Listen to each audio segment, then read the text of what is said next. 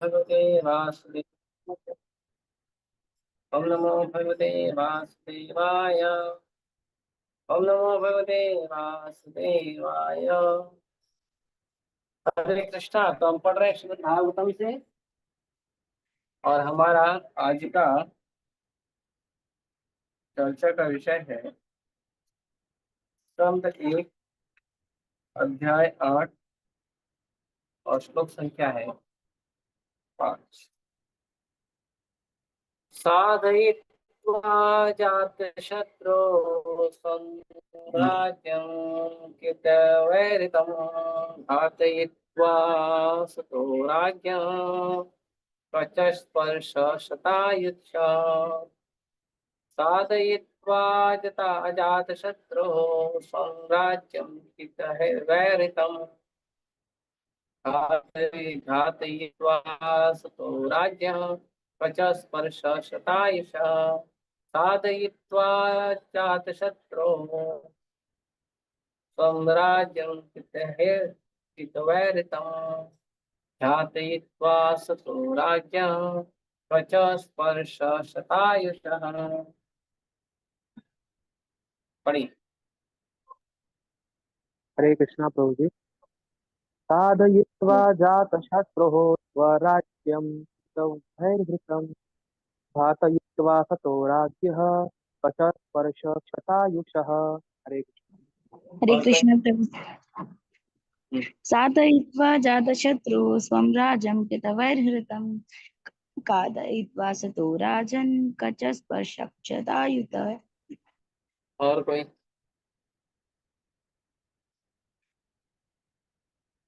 Okay. शब्दार्थ अनुवाद और तात्पर्य। कृष्ण कृपा मूर्ति अभय चरणारविंद भक्ति वेदांत स्वामी चंद्र साधित्वा संपन्न करके अजात शत्रु हो, इसका कोई शत्रु न हो, इसका स्वम राज्यम अपना राज्य कृतवैः दूतों के द्वारा दुर्योधन तथा उसका दल प्रथम छीना गया। घातयित्वा वध कराकर असतः दुष्ट राज्य रानी के कच केशों का गुच्छा स्पर्श छूने से शत घटी आयुष आयु द्वारा धूर्त दुर्योधन तथा उसके दल ने छल करके अजात शत्रु युधिष्ठिर का राज्य छीन लिया था। भगवत कृपा से वह फिर से प्राप्त हो गया, और जिन दुष्ट राजाओं ने दुर्योधन का साथ दिया था वे सब भगवान के द्वारा मार डाले गए। अन्य लोग भी मारे गए, क्योंकि महारानी द्रौपदी के केशों को पकड़ के खींचने से उनकी आयु क्षीण हो गई। तात्पर्य। गौरवपूर्ण दिनों में कलयुग के आगमन के पूर्व ब्राह्मण, गाय, स्त्री, बालक, वृद्ध पुरुषों की समुचित रक्षा की जाती थी। ब्राह्मणों की रक्षा से आध्यात्मिक जीवन प्राप्ति के लिए नैतांत वैज्ञानिक वैज्ञानिक संस्कृति वर्णाश्रम व्यवस्था का पालन होता है। गायों की रक्षा से भोजन का चमत्कारी रूप अर्थात जीवन के उच्च आदर्शों को समझने के लिए मस्तिष्क के सूक्ष्म तंतुओं को बनाए रखने वाला दूध मिलता रहता है। तीसरा, स्त्रियों की रक्षा से समाज की शुचिता बनी रहती है, जिससे हम शांति, सुस्थिरता तथा जीवन की उन्नति के लिए अच्छी संतान मिलती है। चौथा, बच्चों की रक्षा से मनुष्य जीवन को वह सुनहरा अवसर प्राप्त होता है, जिससे भव बंधन से मुक्ति का मार्ग प्रशस्त होता है। बालकों की ऐसी रक्षा उनके जन्म के दिन से ही गर्भाधान संस्कार नामक शुद्धिकरण की प्रक्रिया से के द्वारा प्रारंभ हो जाती है। पांचवा, वृद्धों की रक्षा से उन्हें मृत्यु के पश्चात बेहद श्रेष्ठतर जीवन की तैयारी करने का सुअवसर प्राप्त होता है। यह पूरा दृष्टिकोण ऐसे कारकों पर आधारित है जिससे सफल मनुष्यता प्राप्त होती है। इसके विपरीत सजावटी कुत्तों तथा बिल्लियों की सभ्यता है। उपर्युक्त निर्दोष प्राणियों का वध सर्वथा वर्जित है, क्योंकि यदि उनका अपमान भी किया जाए तो आयु क्षीण होती है। कलयुग में इन जीवों की समुचित सुरक्षा नहीं हो पाती। अतएव वर्तमान पीढ़ी की आयु काफी घट गई है। भगवत गीता में कहा गया है कि जब समुचित सुरक्षा के अभाव में स्त्रियां उल्टा हो जाती हैं, तब उनसे अवांछित संतान उत्पन्न होती है, जिसे वर्ण संकर कहते हैं। सती स्त्री का अपमान करने का अर्थ है अपनी आयु को खतरे में डालना। दुर्योधन के भाई दुशासन ने आदर्श सती नारी द्रौपदी का अपमान किया था, अतएव उन दुष्टों को असमय मरना पड़ा। ये भगवान के कुछ कठोर नियम हैं जिनका ऊपर वर्णन हुआ है।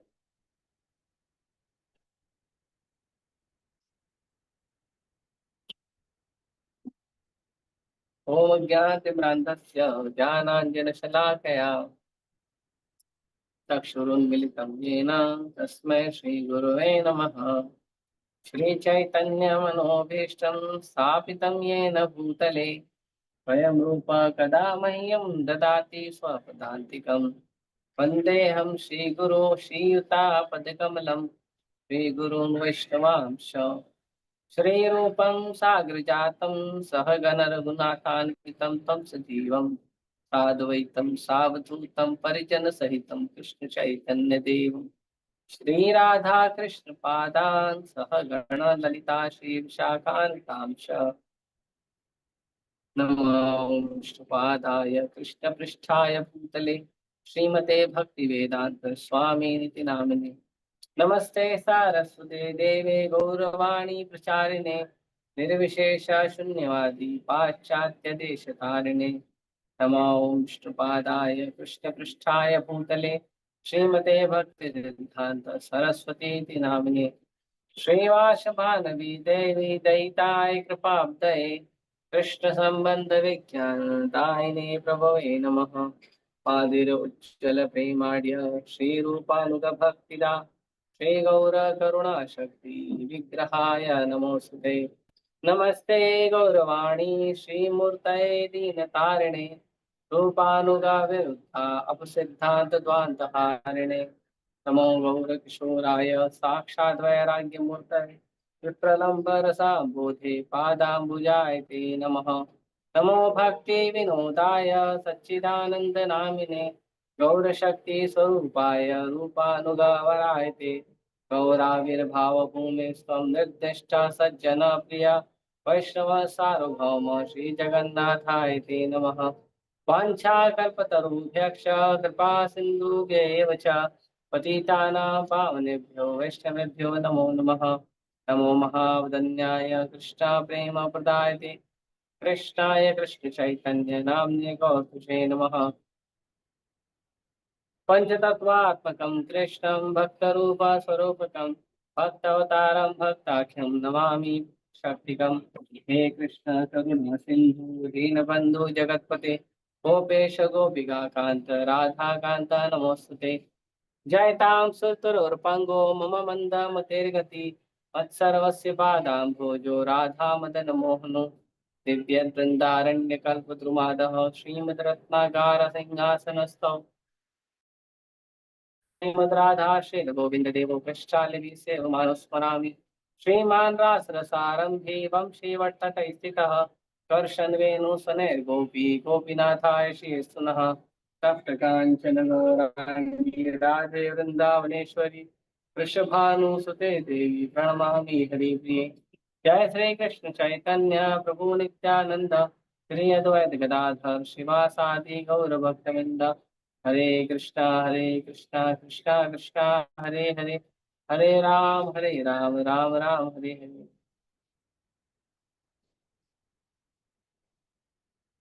हरे कृष्णा। एक मिनट थोड़ा सा पॉज करिए।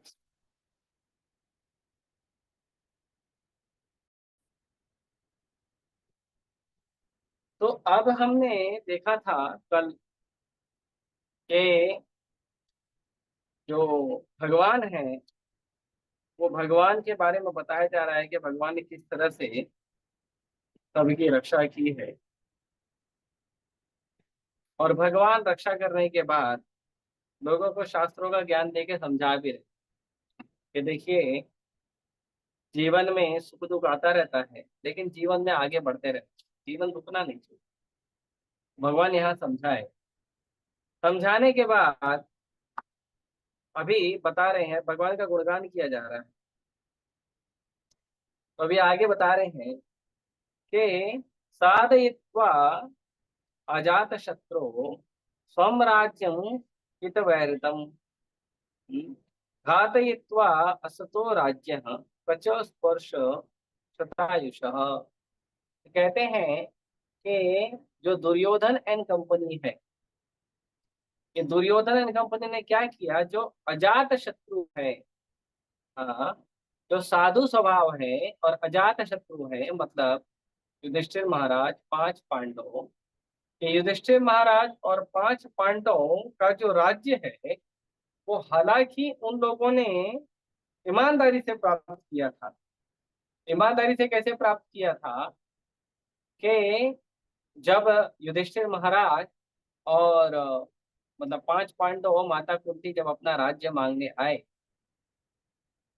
तो उनको कहा गया कि देखो तुमको राज्य नहीं मिलेगा क्योंकि हमारे बड़ा बेटा मैं। तो उनको बताया गया भाई हमारे पिताजी पांडु महाराज राज्य कर रहे थे, वो राज्य तो तुम्हारे पिताजी को टेम्पररी दिया गया था, परमानेंट तो दिया नहीं था। तो राज्य तो पांडु महाराज का है, तो पांडु महाराज के पुत्रों को प्राप्त होगा। धृतराष्ट्र का तो राज्य नहीं है क्योंकि धृतराष्ट्र सक्षम नहीं थे, तो इसके लिए उनको राज्य दिया गया नहीं था, तो उनके पुत्रों को राज्य नहीं मिलेगा। तो ये बात जब चर्चा हुई, तो उसके बाद दुर्योधन और धृतराष्ट्र जो है वो राज्य छोड़ने को तैयार हैं। फिर ये हुआ कि ठीक है, आप एक लोग एक काम करो, आप लोग 13 साल का वनवास लो, 1 साल का अज्ञातवास लो, और उसके बाद आप लोग को राज्य मिलेगा। तो 13 साल का वनवास, 1 साल का अज्ञातवास सब करने के बाद भी नहीं, ये तब नहीं हो। जब कुंती महारानी आई थी पांच पांडव मांगने के लिए राज्य, तो उनको कहा कि देखो ये राज्य तो तुमको मिलेगा नहीं, तुमको क्या मिलेगा, तुमको खांडव प्रस्थ मिलेगा, तुमको जंगल मिलेगा, जंगल तुमको मिलेगा, वहां पे हमारा राज्य है, वहां जाके राज्य करो। तो युधिष्ठिर महाराज ईमानदारी से जो उनके भाग्य में प्राप्त हुआ उसको स्वीकार किए। युधिष्ठिर महाराज गए खांडव प्रस्थ में। खांडव प्रस्थ में गए, वो पूरा खंडर था, वो पूरा खंडर था जगह। पहले वहां पे कभी राज्य वाज्य हुआ करता था, लेकिन वो पूरा खंडर हो गया। तो युधिष्ठिर महाराज ने क्या किया, उस खंडर को स्वीकार किया। और उस खंडर में एक असुर रहता था, मय नाम का एक असुर रहता था। वो मय नाम का असुर जो है, उसने अर्जुन का शरण लिया था। तो अर्जुन का शरण लिया था, हालांकि भगवान से विद्रोह किया था, लेकिन अर्जुन का शरण लिया था, इसलिए भगवान माफ कर। यदि हमारी किसी कारण से भगवान के प्रति कोई अपराध हो भी जाए ना, तो भक्तों का शरण लेने से भगवान माफ कर देते। इसके लिए वैष्णव आचार्य कहते हैं, हरि स्थाने अपराधे तारे हरि नाम। भगवान के चरण कमल में यदि अपराध हो गया है तो हरे कृष्ण जप करोगे तो वो अपराध मिट जाता है। अपराधी किए हैं हम लोग, भौतिक संसार में आए हैं, भगवान का धाम छोड़ के, भगवान को छोड़ के भौतिक संसार में घूम रहे हैं, अपराध किए तभी आए ना। लेकिन हरिनाम करेंगे तो वो तर जाएगा, तो भगवान माफ कर देंगे। लेकिन वैष्णव के लिए कहते हैं, तुम स्थाने अपराधे नाही परित्राण। लेकिन अगर भगवान के भक्तों के चरण कमलों में अपराध हो गया तो उसके लिए रास्ता नहीं। तो जो मय नाम का असुर था, वो अर्जुन को उसने प्रसन्न किया था, तो अर्जुन का शरण लिया था, भगवान माफ कर दिया। फिर जो मय नाम का असुर था, उसने अर्जुन को पूछा मैं क्या सेवा करूं। तो अर्जुन बोले एक काम करो, अ, भगवान बोले एक काम करो, ये जो खंडर है इसको सुंदर महल बना दो। ये जो खंडर है इसको बहुत सुंदर शहर बना दो। हाँ, इस खांडव प्रस्थ को इंद्रप्रस्थ बना दो। कि स्वर्ग का जो इंद्र का वैभव है वो भी लज्जित होना चाहिए, इतना सुंदर बना दो। तो जो मय नाम का असुर था उसने क्या किया, बहुत सुंदर बना दिया, बहुत सुंदर बनाया। तो बहुत सुंदर जब बनाया, तो वो बनाने के बाद ये हुआ कि अब यज्ञ होगा। तो राजसूय यज्ञ की बात चली। राजसूय यज्ञ कब होगा, राजसूय यज्ञ होगा जब पूरे दुनिया के जो राजा हैं वो युधिष्ठिर महाराज को अपना चक्रवर्ती सम्राट स्वीकार करेंगे। तो उसके पीछे कई कहानी है, क्या कहते हैं, जरासंध से युद्ध हुआ और बहुत सारा कहानी है। लेकिन फाइनली यज्ञ हुआ और भगवान कृष्ण को अग्र पूजा के लिए स्वीकार किया गया, भगवान कृष्ण की पूजा हुई और इस तरह से जो है यज्ञ शुरू हुआ। और उसमें सबको बुलाया गया था, दुर्योधन को बुलाया गया था, दुर्योधन के पूरे 100 भाइयों को बुलाया गया था, असुरों लोगों को, असुर लोग मतलब दुर्योधन पार्टी, उनको बुलाया गया था, जो अच्छे भक्त लोग हैं उनको बुलाया, पूरे संसार के लोगों को बुलाया था यज्ञ में आने के लिए। तो दुर्योधन जब आया और उसने इंद्रप्रस्थ को देखा तो दुर्योधन चकित हो गया, क्योंकि जो हस्तिनापुर था उससे भी ज्यादा सुंदर बनाया था इंद्रप्रस्थ, बहुत सुंदर बनाया। और उसमें माया जाल भी था, कहीं जल था तो वो थल लगता था, कहीं थल था तो वो जल लगता था, और उसमें बहुत ज्यादा भूल भुलैया भी था। इतना सुंदर और अचंभित देखकर दुर्योधन मोहित हो गया। तो दुर्योधन ने अपने पिता को बोला कि उनको, वो जो पांडव हैं उनको जुआ खेलने के लिए बुलाओ। अब पांडवों को दुर्योधन की हरकत पहले से पता थी, तो दुर्योधन बोलेगा या शकुनी बोलेगा या कर्ण बोलेगा तो पांडव आने वाले नहीं। लेकिन महाराज युधिष्ठिर ने एक प्रण लिया था कि अगर मेरे बड़े कुछ मुझे बोलते हैं, खास करके जो धृतराष्ट्र महाराज है या भीष्मदेव है, ऐसे जो बड़े लोग कुछ बोलते हैं तो मैं स्वीकार करूंगा, मैं मना नहीं करूंगा। तो भीष्मदेव को तो पता है ये दुष्ट नंबर 1 है ये लोग, तो वो तो बोलेंगे नहीं, वो तो पैरवी करेंगे नहीं दुर्योधन का। द्रोणाचार्य भी नहीं करेंगे, द्रोणाचार्य ब्राह्मण है, ऐसा गलत काम नहीं करेंगे। तो कौन बोलेगा? तो उन्होंने बोला धृतराष्ट्र जी बोलेंगे, क्योंकि धृतराष्ट्र अपने बेटे दुर्योधन को बहुत प्रेम करता। तो धृतराष्ट्र बोले आओ जुआ खेलें। तो महाराज युधिष्ठिर, धृतराष्ट्र ने कहा इसीलिए स्वीकार। महाराज युधिष्ठिर को पता था कि जो दुर्योधन है वो दुष्ट नंबर 1 है, लेकिन उन्होंने महाराज धृतराष्ट्र की बात को स्वीकार किया, उन्होंने दुर्योधन के को स्वीकार नहीं किया। तो इसीलिए वो दूध क्रीड़ा हुई। दूध क्रीड़ा में आप जानते हैं बहुत सा गड़बड़ गड़बड़ हुआ, चीटिंग से जीता गया, चीटिंग से पांडवों को हरा दिया गया। फिर माता द्रौपदी को जो है वो माता द्रौपदी का शील भंग करने का प्रयास किया गया। तो इसमें बताते हैं कि जो धर्म के अनुसार राज्य मिला था, जो जंगल था, जो खंडर था, वो दे दिया गया था पांडवों को, तुम वहां रहो जाके। वो तो मिल गया उनको, वो तो उसमें खुश थे, वो तो हस्तिनापुर का राज्य नहीं देख रहे थे। लेकिन जब वो सुंदर बन गया तो दुर्योधन को ईर्ष्या हो। तो धर्म के अनुसार प्राप्त राज्य को भी दुर्योधन छीनना चाहता था, क्योंकि दुर्योधन नहीं चाहता था कि पांडवों को कोई अच्छा वस्तु मिले। ये ईर्ष्या का लक्षण है।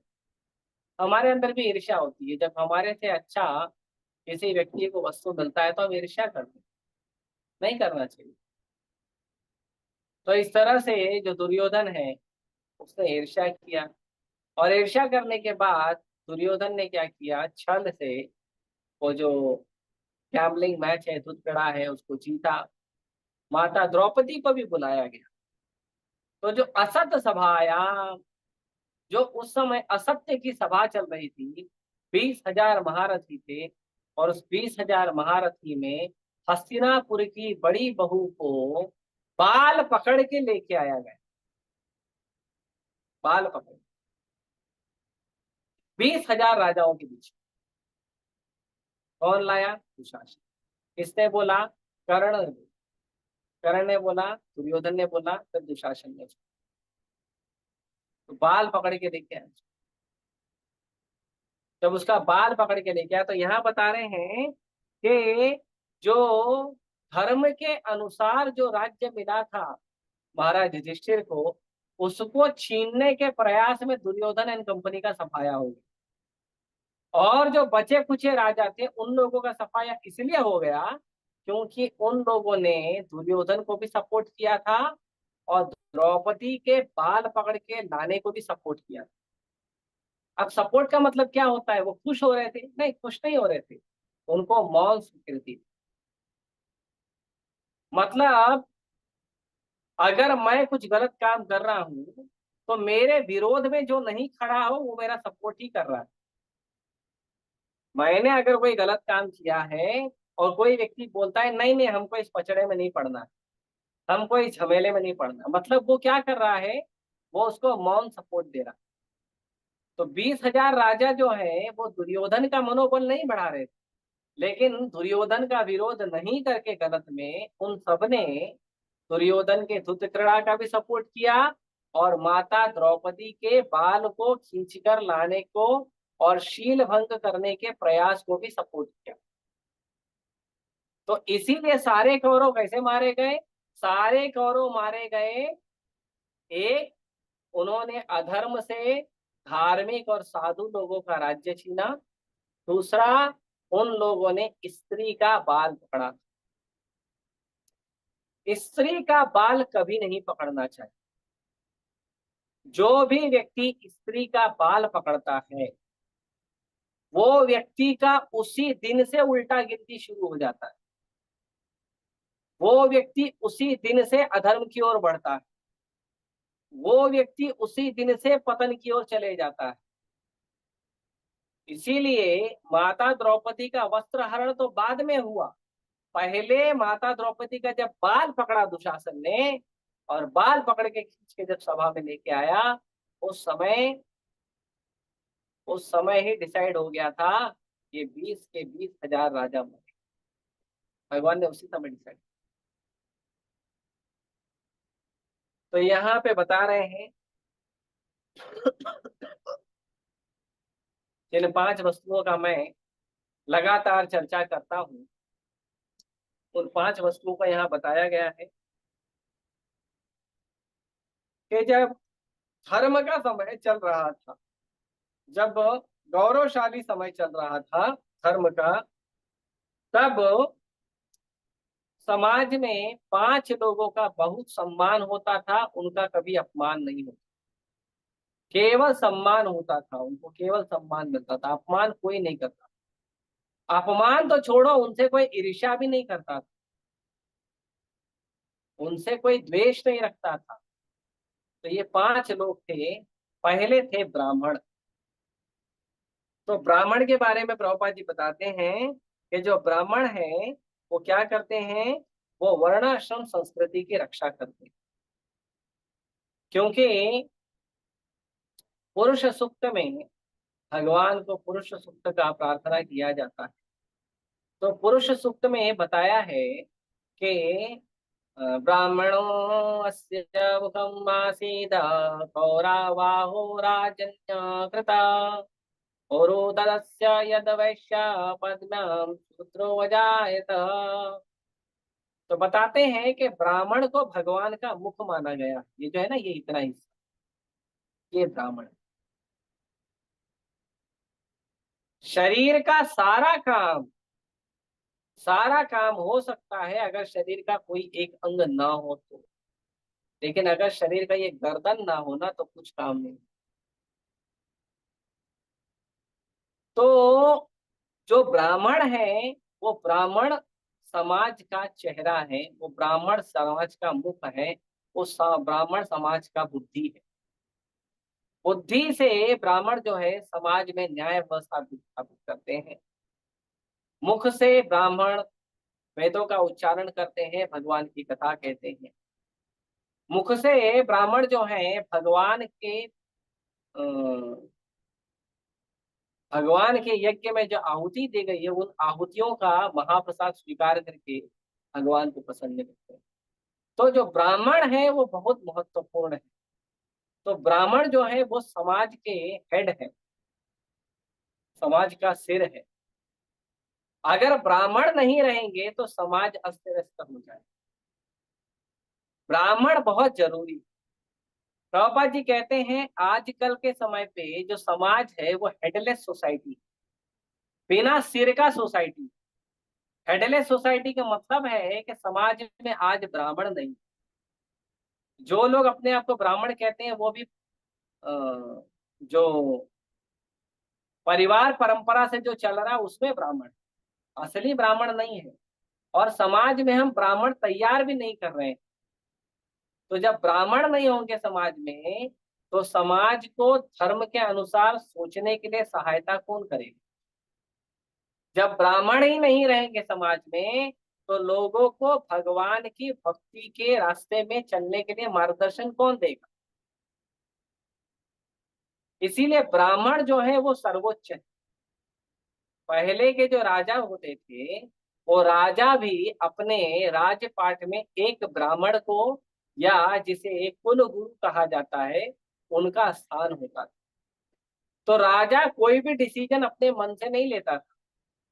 राजा सही गलत देखता था, उसके बाद जो कुल गुरु है या जो ब्राह्मण है उनके उनसे मार्गदर्शन लेता था कि धर्म क्या कहता है इस बारे में, इस बारे में भगवान क्या कहते हैं, इस बारे में शास्त्र क्या कहता है। वो ब्राह्मण से चर्चा करते थे, उसके बाद ही कोई फैसला लेते। तो ब्राह्मण का होना बहुत जरूरी है समाज। आज के समाज में ब्राह्मण नहीं मिलेंगे, थोड़े बहुत क्षत्रिय मिलेंगे, वैश्य मिलेंगे, शूद्र मिलेंगे, ज्यादातर शूद्र मिलेंगे। इसीलिए कहा जाता है कलो शूद्र संभव। शूद्र का मतलब होता है जो लोग किसी की नौकरी करते हैं, जो लोग पढ़ाई लिखाई का काम ठीक से नहीं करते हैं, लोगों को पढ़ाते नहीं है, समाज को ज्ञान नहीं देते हैं। जो समाज को ज्ञान देते हैं उनको ब्राह्मण कहा जाता है, जो समाज की रक्षा करते हैं उन्हें क्षत्रिय कहा जाता है, जो समाज का भोजन का व्यवस्था करते हैं उनको वैश्य कहा जाता है, और जो ये तीनों नहीं कर सकते उनको शूद्र कहा जाता है। तो शूद्र का मतलब नहीं होता कि निचले लोग हैं। ये जो वर्ण व्यवस्था है ये वर्ण में चार लोग आते हैं, ब्राह्मण क्षत्रिय वैश्य शूद्र। तो जो शूद्र है वो भी वर्ण व्यवस्था में ब्राह्मण के साथ ही होता है। लेकिन शूद्र जो है वो निम्न काम करते हैं। निम्न काम करना मतलब जैसे लकड़ी का काम करना, लोहे का काम करना, मशीन का काम करना, मिट्टी का काम करना, घड़े बनाना, रोड बनाना, रेलवे बनाना, ब्रिजेस बनाना, बिल्डिंग बनाना, घर बनाना, समाज बनाना, नगर बसा बसाना, ये सब काम जो है शूद्रों का है। उनके उनको भी कम सम्मान नहीं है, उनको बहुत सम्मान है। शूद्रों से जो नीचे है वो बेकार लोग, जैसे मलेच्छ हो गए, चांडाल हो गए, यवन हो गए, ये बेकार लोग, क्योंकि ये वर्ण व्यवस्था में नहीं है। तो ब्राह्मण का होना बहुत जरूरी है आज के समय पे, क्योंकि ब्राह्मण नहीं है इसके लिए पूरा समाज जो है सिर विहीन समाज बन के घूम रहा है, हेडलेस सोसाइटी। और ये हेडलेस सोसाइटी की वजह से क्या हो रहा है, कहीं पे भी भगवान के दिए गए ज्ञान के अनुसार, भगवान के दिए गए कानून के अनुसार कोई कार्य नहीं हो रहा। और इसीलिए राम राज्य की तो कल्पना लोग करते हैं, लेकिन राम के शब्दों के अनुसार नहीं चलने के कारण ये पूरा संसार जो है बर्बादी की ओर जा रहा है। इसीलिए ब्राह्मण का होना बहुत जरूरी है। और ब्राह्मण को जो है वो वैज्ञानिक तरीके से आध्यात्मिक जीवन को आगे बढ़ाने का, सहयोग करने का उनको वो सेवा होता है। ब्राह्मण का काम होता है कि समाज के लोगों को आध्यात्मिक जीवन में आगे लेकर जाए। भौतिक जीवन तो समाज ऐसे ही जी लेता है, खाना खाना, सोना, बच्चे पैदा करना, अपनी सुरक्षा करना, ये तो समाज कर लेगा। लेकिन आध्यात्मिक जीवन के मार्गदर्शन देने के लिए हमें एक प्रामाणिक ब्राह्मण की आवश्यकता है। इसीलिए शिल प्रभुपाद जी कहते हैं कि हमने इस्कॉन खोला है ब्राह्मण और क्षत्रिय बनाने। वैश्य और शूद्र तो बहुत सारे हैं समाज में, लेकिन क्षत्रिय और ब्राह्मण नहीं। ये जो आजकल नाम लेके घूमते हैं ना, हम ब्राह्मण हैं, हम क्षत्रिय, ये लोग क्षत्रिय ब्राह्मण नहीं है। क्षत्रिय और ब्राह्मण जो है वो धर्म के प्रति एकदम सजग रहते हैं, दृढ़ रहते हैं धर्म के प्रति। उनका खुद का देह चले जाएगा चलेगा, लेकिन धर्म नहीं छूटना चाहिए। अभी एक फिल्म आई थी छावा, उसमें लोगों ने देखा इतनी प्रताड़ना, इतनी प्रताड़ना, अमानवीय प्रताड़ना, पशु से भी बदतर प्रताड़ना, लेकिन वो क्षत्रिय थे। संभाजी महाराज छत्रपति शिवाजी महाराज के क्षत्रिय पुत्र थे। उन्होंने प्रताड़ना स्वीकार कर ली, लेकिन धर्म नहीं छोड़ा। और धर्म की रक्षा के लिए उन्होंने बहुत बड़े बड़े सेवा की। ऐसे लोग क्षत्रिय हो। ब्राह्मण महाराज तुकाराम तुकाराम महाराज की तरह होते हैं, जो भगवान की भक्ति में खुद भी लगते हैं और पूरे समाज को भगवान की भक्ति में लगाते हैं। तो ऐसे ब्राह्मण होते हैं, ऐसे क्षत्रिय होते हैं। ब्राह्मण तुकाराम महाराज की तरह होते हैं, क्षत्रिय होते हैं जो शिवाजी महाराज, संभाजी महाराज जैसे क्षत्रिय होते हैं, महाराणा प्रताप जैसे क्षत्रिय होते हैं, ऐसे क्षत्रिय और ब्राह्मणों से समाज जो है वो मजबूत रहता है, आध्यात्मिक जीवन में आगे बढ़ता है। उसके बाद दूसरा नाम प्रभुपाद जी देते हैं, गाय की रक्षा होनी चाहिए। गाय की रक्षा क्यों होनी चाहिए? क्योंकि गाय जो है एक चमत्कारी भोजन देता है। गाय जो है हमें एक चमत्कारी वस्तु देता है खाने का, जिसको दूध कहते हैं। और ये दूध का चमत्कार ये है कि या तो आपको जन्म से बुद्धि प्राप्त हो, या तो आप गाय का दूध पीने से आपकी बुद्धि बढ़े। ये दो ही तरीका है बुद्धि बढ़ाने। और तीसरा तरीका है, या तो आप कृष्ण भक्ति में दृढ़ हो, तो भगवान गारंटी लेते हैं ददामि बुद्धि योगम तुम ये नमामि। तो बुद्धि बढ़ाने के दो ही तरीके हैं, एक तो गाय का दूध पीना और एक तो भगवान की दृढ़ता से भक्ति का। तीसरा तरीका नहीं है बुद्धि बढ़ाने का, हाँ, कि आप चॉकलेट का कोई ड्रिंक पी लोगे और आप बोलोगे कि मैंने बुद्धि बढ़ा दिया। हाँ, ऐसा नहीं होता है। बॉर्नविटा है, कॉम्प्लान है, I am a Complan boy, I am a Bournvita boy, उससे बुद्धि नहीं बढ़ता। बुद्धि कुछ लोग कहते हैं बादाम खाने से बढ़ता है, कुछ लोग कहते हैं समाज के ठोकर खाने से बढ़ता है। नहीं, जो दूध होता है, दूध के अंदर जो दिमाग है, दिमाग को बढ़ाने वाला उसके अंदर टिश्यू होता है, वो केवल गाय के दूध में मिलता है, भैंस के दूध में नहीं मिलता। तो गाय की रक्षा होनी चाहिए, जिससे समाज में बुद्धिमान लोग, अब भैंस का दूध पिएंगे या पाउडर का दूध पिएंगे या कंपनी का दूध पिएंगे, तो वैसे ही कलयुग में लोगों को बुद्धि प्राप्त नहीं है, और फिर ये सब दूध पी के तो और मलिन कर देंगे। इसीलिए तो दिन रात लोग या तो न्यूज देखते हैं, या क्रिकेट देखते हैं, या तो गेम खेलते हैं, बस इसी में जीवन बिता देते हैं। आध्यात्मिक जीवन में आगे बढ़ना है, भगवत गीता पढ़ना है, भागवतम पढ़ना है, मनुष्य जीवन का क्या उद्देश्य कुछ नहीं मालूम उन्हें। बस एक बुद्धू व्यक्ति की तरह, एक मंद व्यक्ति की तरह, बस वो जो उनको रास्ता बता दिया गया है, नौकरी करो, सुबह जाओ काम पे, शाम को आओ काम पे से, उसके बीच में गेम खेलो, उसके बीच में आप न्यूज देखो, क्रिकेट देखो, यहाँ वहाँ एक दूसरे का निंदा करो, और फिर घर में आ जाओ, खाओ पियो सो जाओ। ये जीवन है? ये जीवन है क्या? ऐसा जीवन जी रहे लोग, क्योंकि बुद्धि नहीं है। कलयुग में वैसे भी बुद्धि नहीं है, और गाय का दूध कोई पीता नहीं है, तो क्या हो? तो इसीलिए बुद्धि नहीं रही। गाय जो है ऐसा चमत्कारी उत्पाद देता है, जिससे हमें दूध मिलता है, दही मिलता है, घी मिलता है, छाछ मिलता है। गाय के गोबर से बहुत सारे चमत्कारी कार्य होते हैं। गाय के गोबर में सारी एंटीसेप्टिक क्वालिटी होती है। गाय के गोबर से, गाय के गोमूत्र से बहुत सारी चमत्कारी दवाएं बनाई जाती है, जिसका इलाज हमारे आज के आधुनिक विज्ञान में भी नहीं है। वो भी इलाज जो है गाय के गोमूत्र और गोबर से प्राप्त होता है, गाय के दूध से प्राप्त होता है। लेकिन आज हमने गौ माता को दूर करके, शहरों में गौ माता नहीं है, इसीलिए शहरों में बड़े बड़े अस्पताल,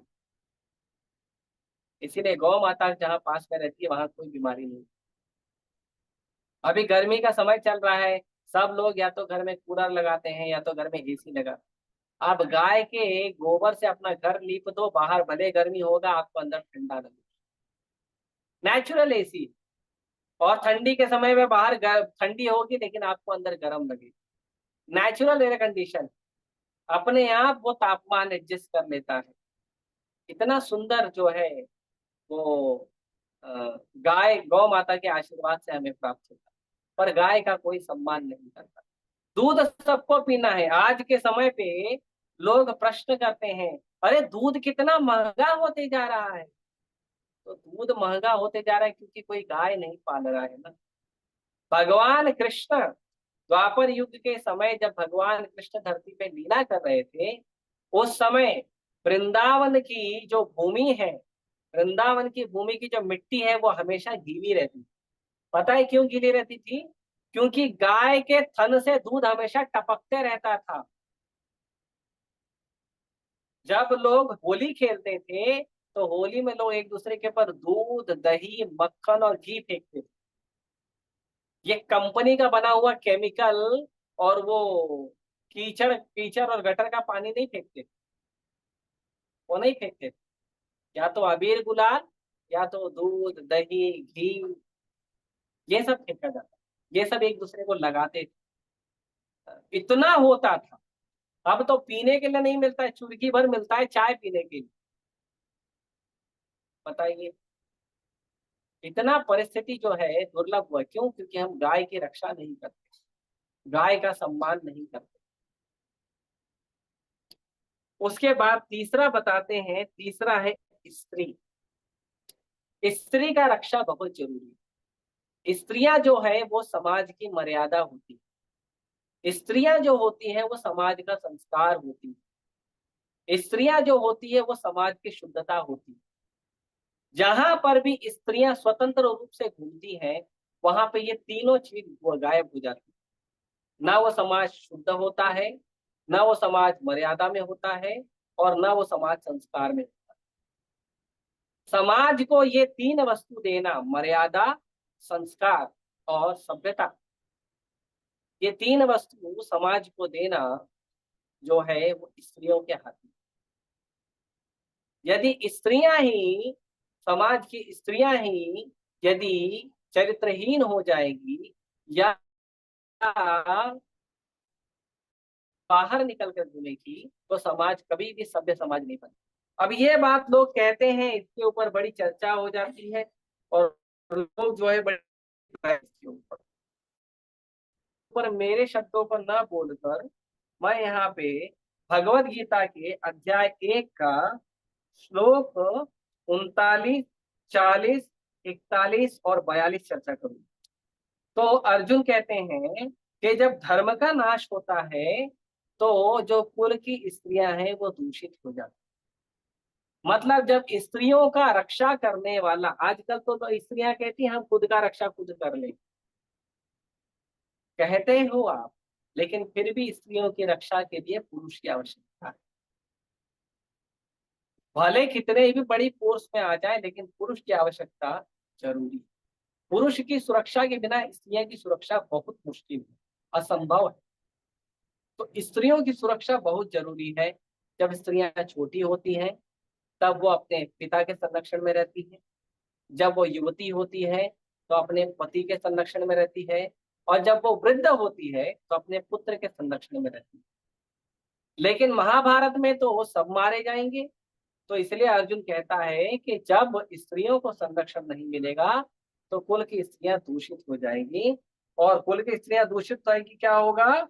अब अधर्म अभिभवात कृष्ण प्रदुष्यन्ति कुल स्त्रिय स्त्रीषु दुष्टाचु वार्ष्णेय जायते वर्ण संकर। अगर स्त्रियां दूषित होगी, तो समाज में ऐसी संतान उत्पन्न होगी जिस संतान की समाज को जरूरत नहीं। स्त्रियां दूषित होंगी, तो समाज के अंदर ऐसी संतान उत्पन्न होगी जो समाज में उत्पात मचाएगी। अभी कुछ दिन पहले एक रील जो है बहुत ट्रेंड हो रही थी, और उस रील में एक छोटा सा बच्चा बोलता है कि जब माँ अनपढ़ थी, तो बच्चे डॉक्टर बनते थे, वकील बनते थे, राजा महाराजा बनते, और आज माँ पढ़ी लिखी है, तो बच्चे रील पे ठुमका लगा रहे। हाँ? तो बहुत जरूरी है, माताओं का बहुत जरूरी है मर्यादा में, माताओं का बहुत जरूरी है संस्कार में रहना, माताओं का बहुत जरूरी है संरक्षण में रहना। मर्यादा, संस्कार, शुद्धता, ये सब माताएं जो है समाज का बना कर रखती है। माताएं जितनी शुद्ध होगी, समाज उतना शुद्ध होगा। माताएं जितनी संस्कारी होगी, समाज उतना संस्कारी होगा। इसीलिए माताओं का बहुत जरूरी है। क्यों? क्योंकि एक स्त्री अकेली नहीं होती, स्त्री पूरे परिवार का केंद्र बिंदु होती। तो यदि एक स्त्री संस्कारी हो जाए, या एक स्त्री सभ्य हो जाए, एक स्त्री क्या कहते हैं, शुद्ध हो जाए, शुद्धता का नियम पालन करे, धर्म का नियम पालन करे, तो उसके पीछे पीछे उसका पूरा परिवार जो है संस्कारी होता है, उसका पूरा परिवार शुद्धता का पालन करता है, उसका पूरा परिवार मर्यादा का पालन करता है। आज के समय पे देखो, ये चीज मैं नहीं कह रहा हूँ, ये 50 साल पहले श्रील प्रभुपाद जी कह के गए हैं। आप लोग इसको ध्यान से सुनिए, वरना माताएं जाता है इस लेक्चर में तो बाद में मेरी क्लास आप लोग ले लेंगे। प्रभुपाद जी कहते हैं जीवन में शांति, ये भगवत गीता के अध्याय 1 और श्लोक संख्या 40 का तात्पर्य है। सुनिए ध्यान से। तात्पर्य, जीवन में शांति, सुख तथा आध्यात्मिक उन्नति का मुख्य सिद्धांत मानव समाज में अच्छी संतान का होना। संतान कौन देता है? सुनिए, वर्णाश्रम धर्म के नियम इस प्रकार बनाए गए हैं कि राज्य तथा जाति की आध्यात्मिक उन्नति के लिए समाज में अच्छी संतान उत्पन्न हो। ऐसी संतान समाज में स्त्री के सतीत्व और उसकी निष्ठा पर निर्भर करती है। स्त्री जितनी सती होगी, जितनी शुद्ध होगी और जितनी स्त्री की धर्म में निष्ठा होगी, उतना ही समाज सभ्य बनेगा। और स्त्री जितना अपने सती धर्म का पालन नहीं करेगी, स्त्री जितना अपने धर्म निष्ठा धर्म का पालन नहीं करेगी, उतना ही समाज का पतन होगा। सुनिए आगे। जिस प्रकार बालक सरलता से कुमार्गामी बन जाते हैं, उसी प्रकार स्त्रियां भी पतोन्मुखी हो सकती हैं। स्त्रियों का मन और बच्चों का मन एक समान होता है। जैसे आसानी से बच्चों को कोई व्यक्ति कुमार्ग में ले जाता है, वैसे ही आसानी से स्त्रियों को भी कुमार्ग में ले जाया जा सकता है। और हम देखते हैं बहुत सारे कांड हुए हैं, अभी आजकल 2-3 कांड और सुनाई दे रहे हैं। एक तो अजमेर का कांड हुआ था 1992 में, लगभग 300-400 स्त्रियों को पतित किया गया था। सेम रिपीट हुआ है भोपाल में, सेम रिपीट हुआ। परिवार के लोग यदि ध्यान नहीं देंगे तो ये सब होगा।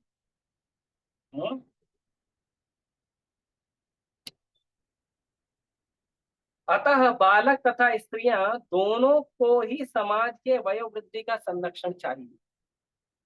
जो बालक हैं, जो छोटे बच्चे हैं और स्त्रियां हैं, उनको समाज के सीनियर लोगों का प्रोटेक्शन जरूरी है। स्त्रियां विभिन्न धार्मिक प्रथाओं में संलग्न रहने पर व्यभिचारिणी नहीं होंगी।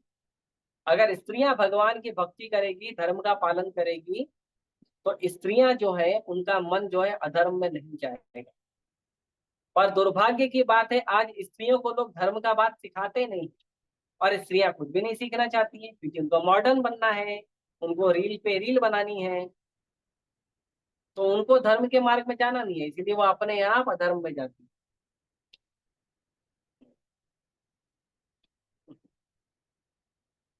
चाणक्य पंडित के अनुसार सामान्यतया स्त्रियां अधिक बुद्धिमान नहीं होती। ये चाणक्य पंडित की बात करें, प्रभुपाद जी ने कहे, चाणक्य पंडित ने कहा। अतः वे विश्वसनीय नहीं है, इसीलिए उन्हें विविध कुल परंपराओं में व्यस्त रहना चाहिए, और इस तरह उनके सतीत्व तथा अनुरक्ति से ऐसी संतान जन्मेगी जो वर्णाश्रम धर्म में भाग लेने की योग्य होगी।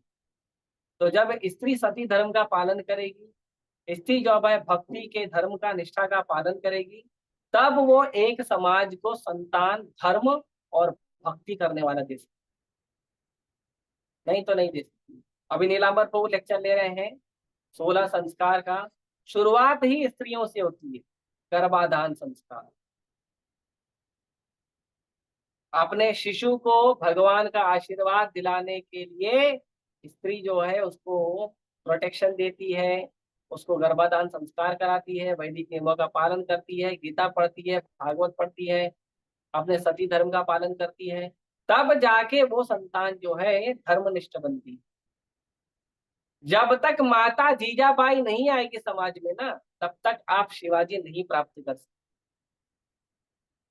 शिवाजी ऐसे ही, ऐसे लोग बोलते हैं ना, अरे आप पहले तो भारत भूमि में शिवाजी जन्म लेते थे, संभाजी जन्म लेते थे, महाराणा प्रताप जन्म लेते थे, अभी क्यों नहीं लेते? क्योंकि अभी माता जीजाबाई नहीं। जब जब माता जीजाबाई आएगी तब तब शिवाजी आएंगे, ये बात ध्यान दें। तो माताओं का बहुत बड़ा योगदान है पूरी संस्कृति में, समाज की सभ्यता में। माताओं का बहुत बड़ा योगदान है समाज की सभ्यता में, समाज के संस्कार में बहुत बड़ा योगदान। ये समाज को मर्यादा में रखने के लिए माताएं पहले खुद मर्यादा में होती है, फिर माताएं, क्योंकि वो केंद्र बिंदु होती है समाज का, परिवार का, तो वो पूरे परिवार को मर्यादा में लेके आती। माताएं जब धर्मनिष्ठ होती हैं तो वो समाज को भी धर्मनिष्ठ बनाती। लेकिन अगर माताएं अधर्म में प्रवृत्त हो जाएं तो पूरा समाज अपने आप अधर्म की ओर चले। आपको एक छोटा सा उदाहरण बताते हैं, हालांकि ये टॉपिक से रिलेटेड नहीं है। मलेशिया, मलेशिया जो है वो पहले एक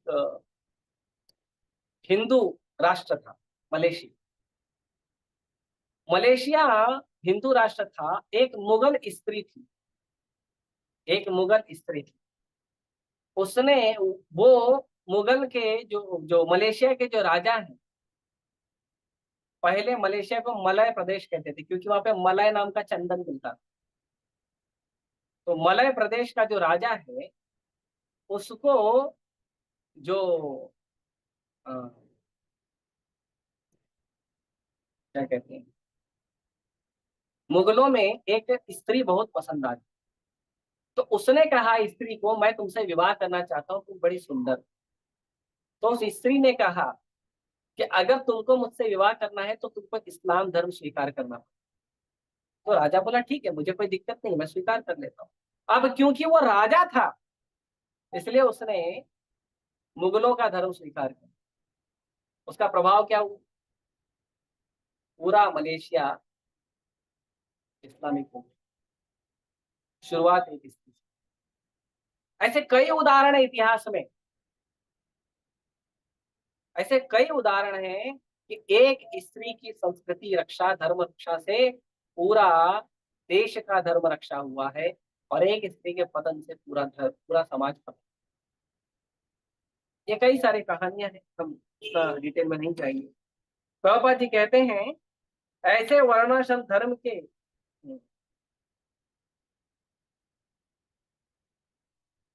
ऐसे वर्णाश्रम धर्म के विनाश से यह स्वाभाविक है कि स्त्रियां स्वतंत्रता पूर्वक पुरुषों से मिल सकेंगी और व्यभिचार को प्रशय मिलेगा, जिससे अवांछित संतानें उत्पन्न होंगी।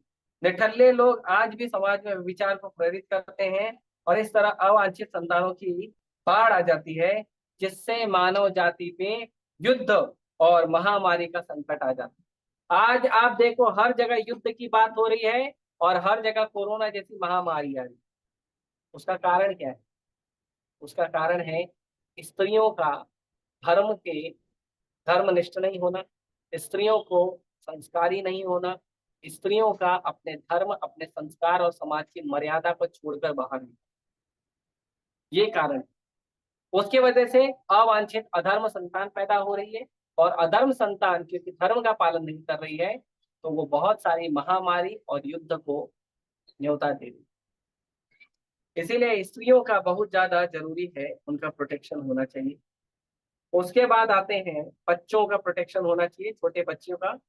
छोटे बच्चों का प्रोटेक्शन यही है, स्त्रियां अगर प्रोटेक्टेड रहेंगी, स्त्रियां अगर सुरक्षित रहेंगी तो बच्चे भी सुरक्षित रहेंगे। आज तो स्त्रियां ही सुरक्षित नहीं है तो उनके बच्चों को सुरक्षित कौन करेगा? माताएं अगर खुद अपने टीवी में, फिल्मों में और मोबाइल में और रील में बिजी रहेगी तो उनके बच्चों का कौन ध्यान रखेगा? ऐसे कई सारे न्यूज आती हैं, हम देखते हैं कई सारे न्यूज हमें सुनाई देती है कि माताएं अपने घर का काम करने के लिए बच्चों के हाथ में मोबाइल दे देती हैं। फिर बच्चा मोबाइल की लत में इतना पड़ जाता है कि उसके बाद वही माँ उस बच्चे से मोबाइल की लत छुड़ाने के लिए परेशान हो जाती है और बच्चा छोड़ता नहीं। तो क्या सिखाना है बच्चों को? बच्चों की सुरक्षा का सबसे पहला कर्तव्य माँ का होता है, स्त्री का होता है, सबसे पहला कर्तव्य। उसके बाद पिता है, समाज है, बाद में पहली गुरु माँ है, पहली उंगली माँ पकड़ती है।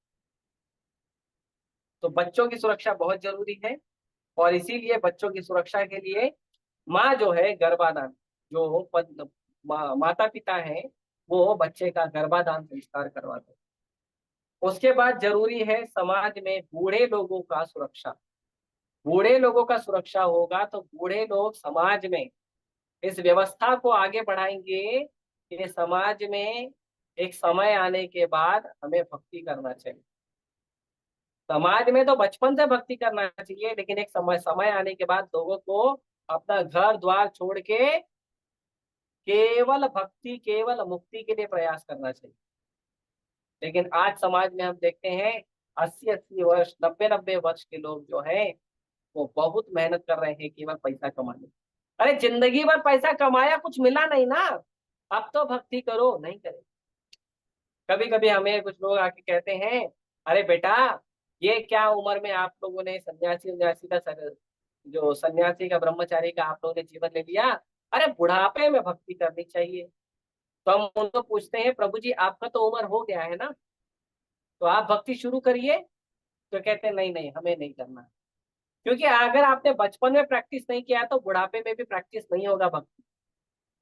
जो आपने स्वभाव बचपन से उत्पन्न किया है वही स्वभाव आगे जाके आप करोगे। बचपन से भक्ति नहीं किया तो बुढ़ापे में भक्ति नहीं होती।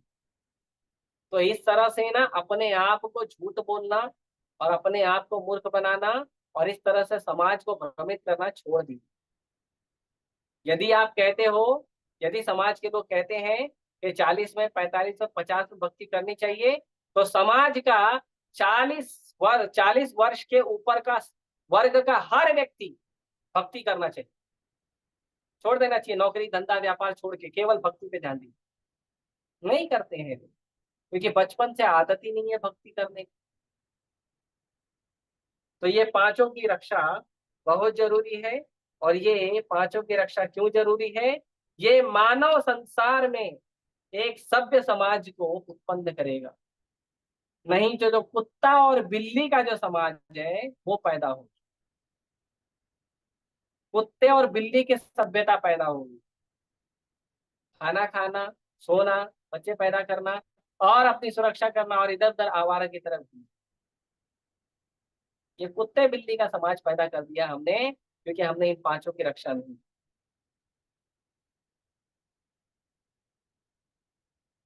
इसीलिए जो कलयुग है, कलयुग है, कलयुग में इन चीजों का ध्यान नहीं रखा जाता है, इसीलिए ये सारी जो समस्या है उत्पन्न होती है। और भगवत गीता में भी जैसे मैंने बताया, ये वर्ण संकर जो है ये बहुत घातक है। और ये वर्ण संकर शुरू होता है अधर्म के शुरू होने से।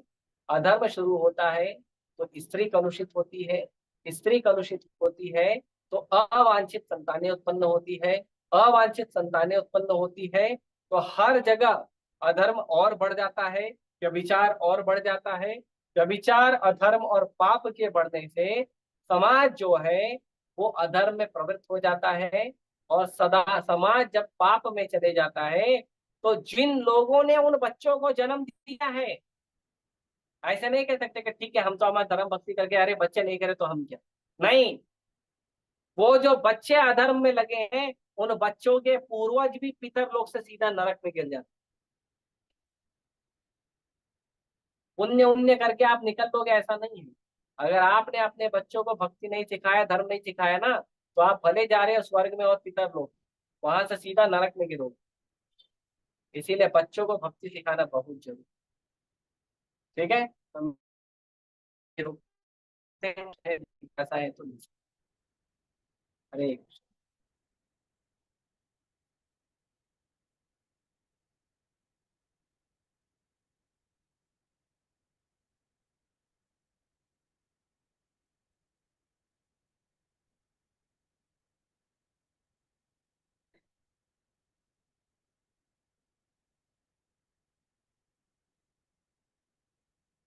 ठीक है, आप सभी का बहुत बहुत धन्यवाद। भागवतम की जय, श्री प्रभुपाद की जय।